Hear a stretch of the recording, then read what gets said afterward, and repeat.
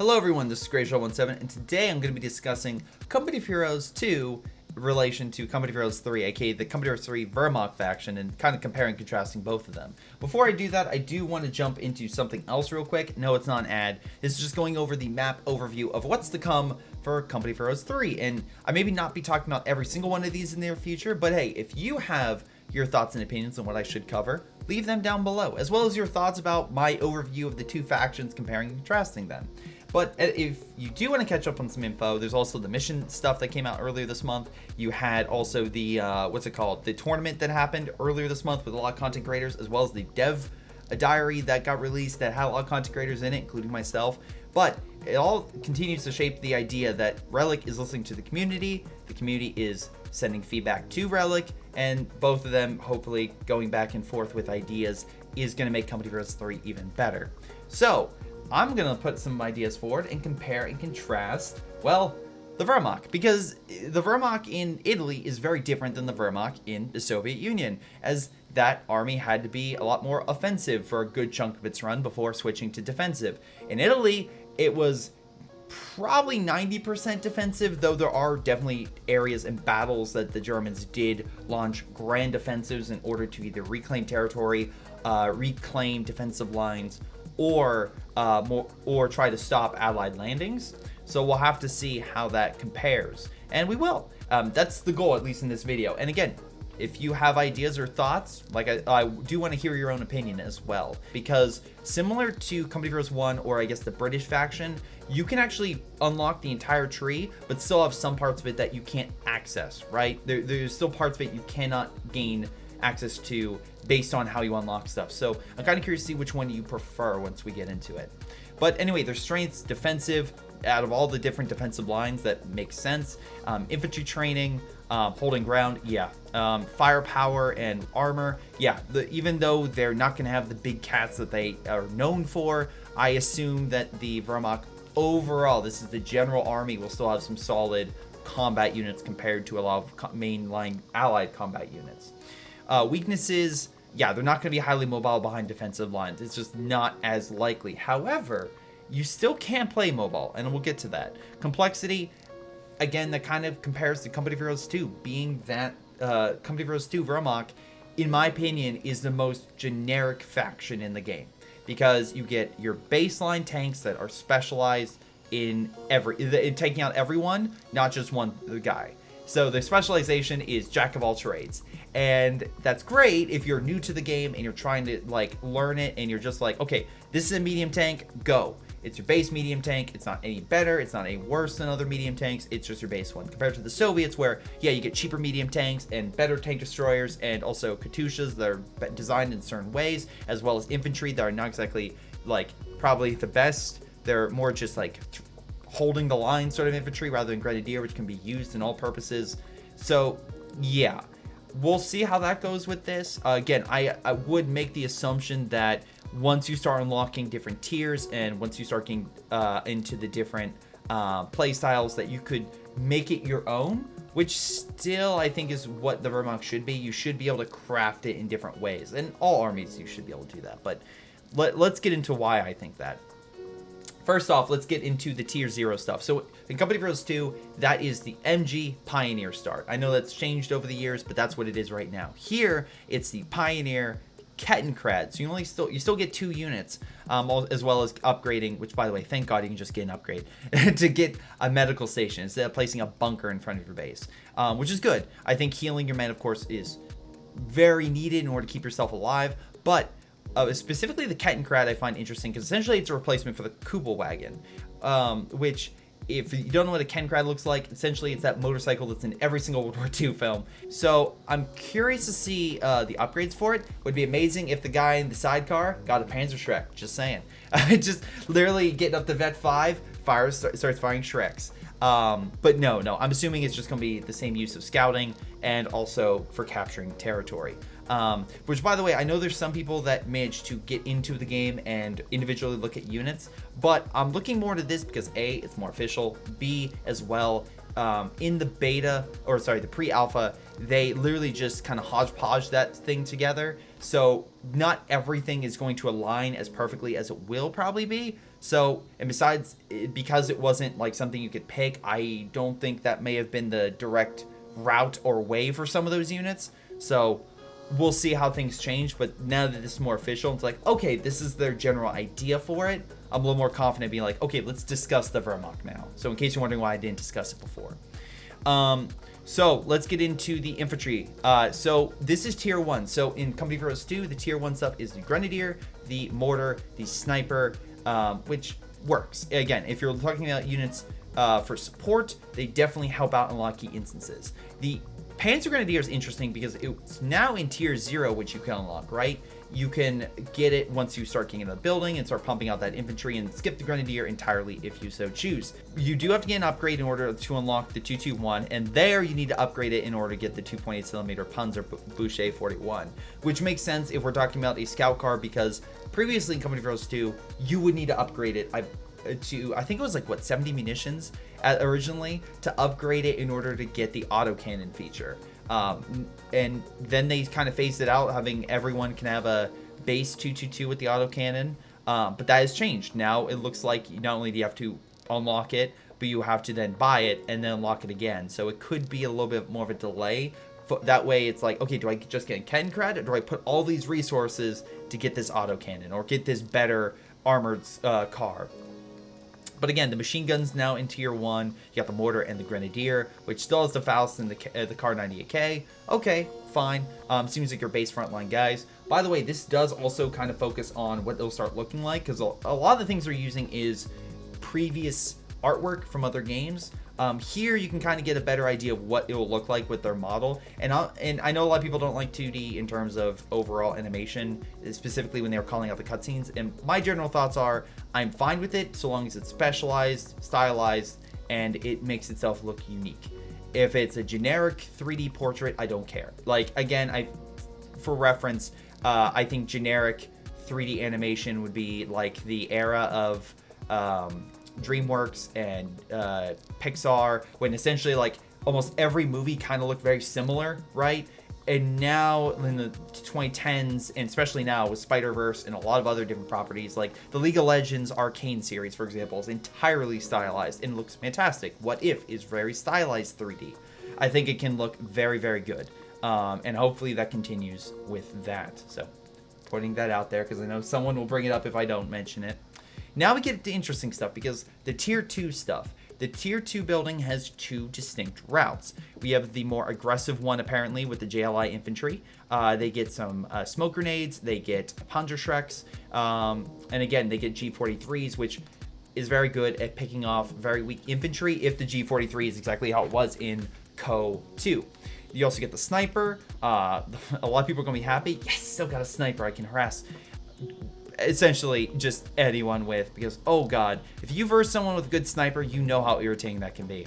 You got the Flak 30, which is a mobile AA gun. You also get the Flak Panzer, which destroys infantry. Like, it's fantastic. And as well as being a Panzer IV chassis, that thing can take a decent amount of hits, from what I remember from playing the campaign. Also the Marauder 3 tank hunter, so you do get a tank that is good against other armored units or fortifications. However, I assume that it's going to be similar to the Su-76 and very susceptible, so you have to be very careful of how you use it. But that is all of the tier 2A stuff.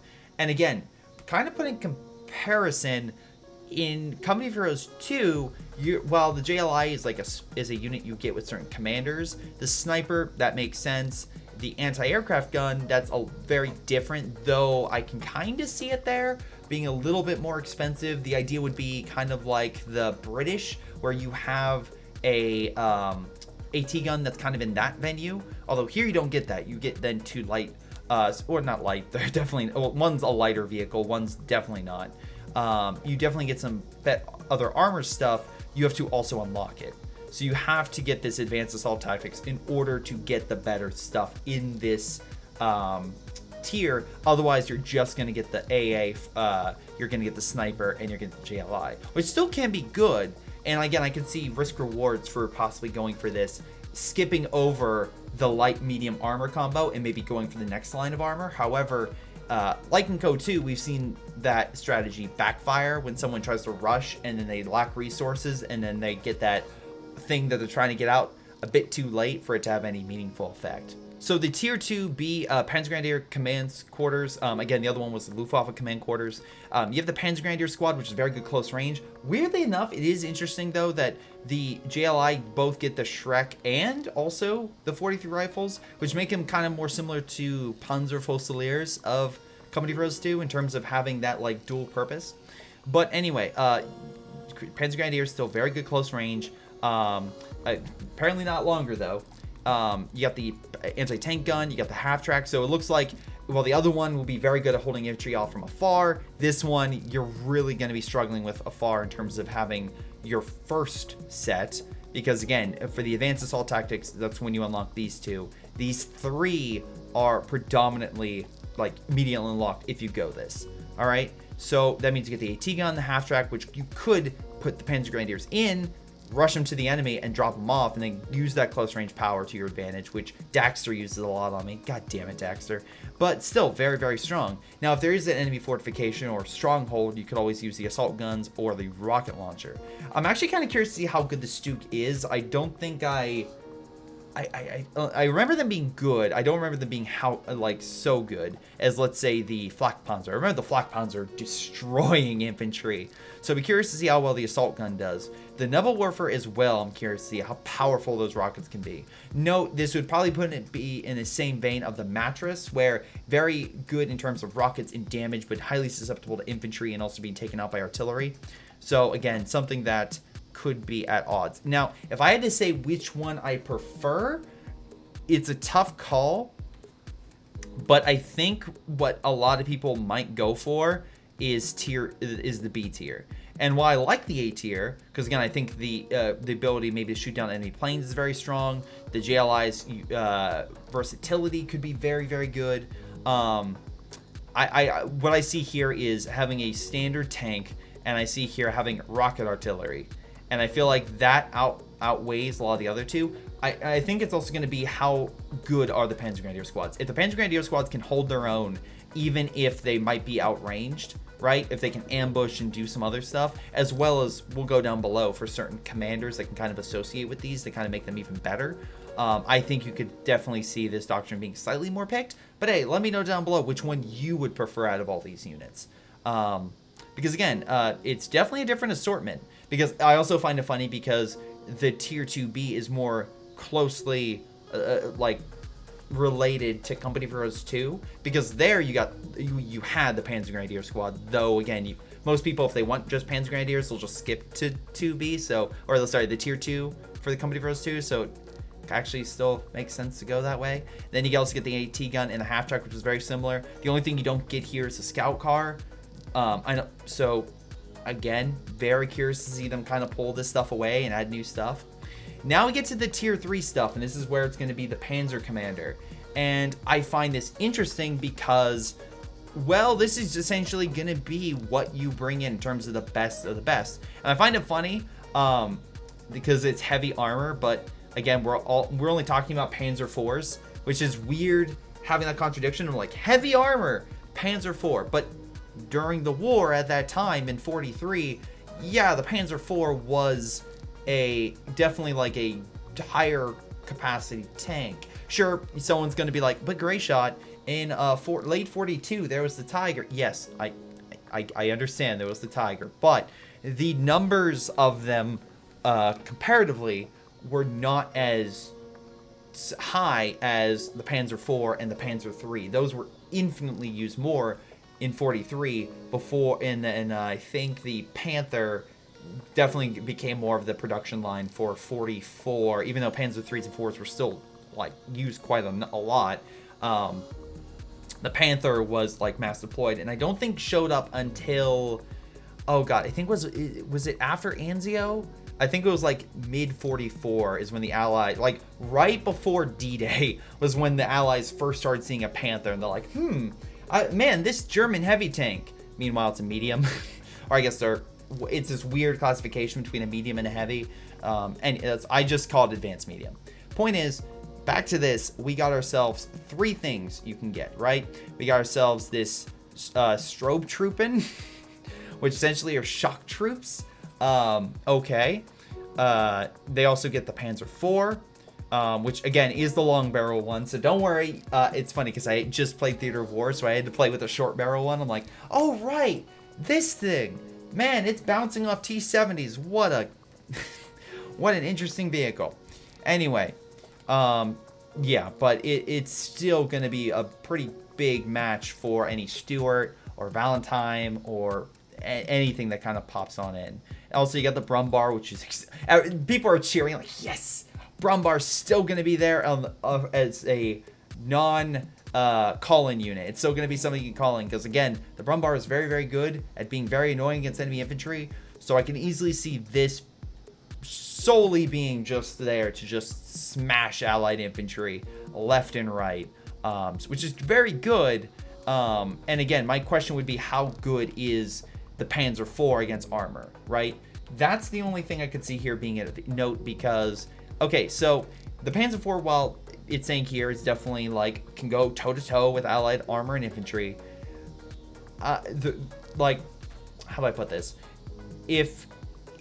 What is going to be the more preferable thing to go with armor, right? So we already know this is like your anti-infantry thing. So what people might do is then go back, right, and then try to get something for anti-tank. And the really thing is, how good are the anti-tank guns in terms of survivability?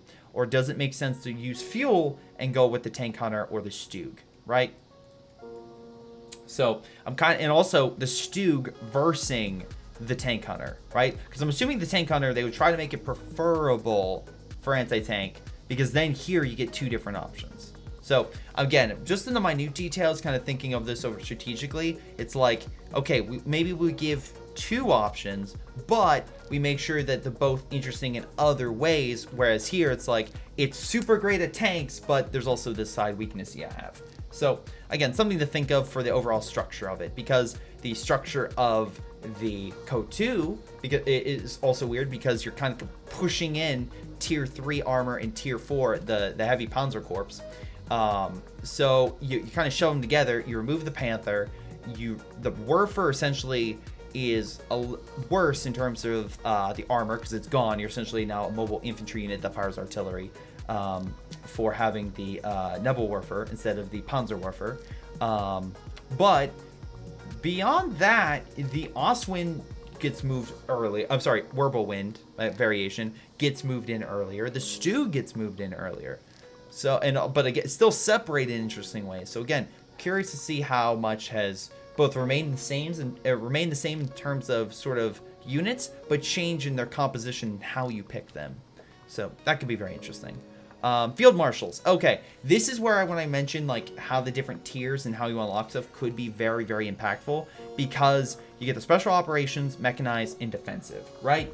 But each of these are specialized in their own ways. We got reconnaissance and ambush. So if you're going to pick off infantry, maybe the Panzer Grenadiers could be very good at just popping out of cover and just smashing your infantry. Because if Panzer Grenadiers are as good as they are in COH2, by God, they're going to smash. They're just going to melt your infantry once they get close.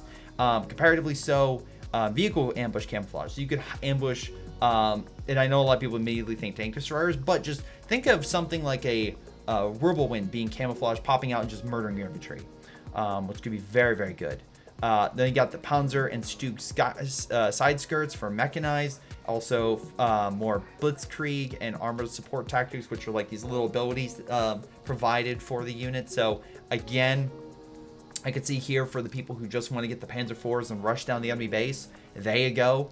And also defensive. So you got your S minefields and also heavier pioneers, which again I would assume is similar to the is it called heavy engineer, or it's a very specific engineer that the British get. It's kind of, it's off on me right now. I can't remember exactly what they're called, but it's a heavier variation of a Royal Engineer that you can get that heals stuff very quickly. So again, if it's similar to this, your armor and stuff like that would be prepared quite quickly, so you could recover faster from an attack on your line, as well as apparently some other bonuses and other stuff that you're going to get.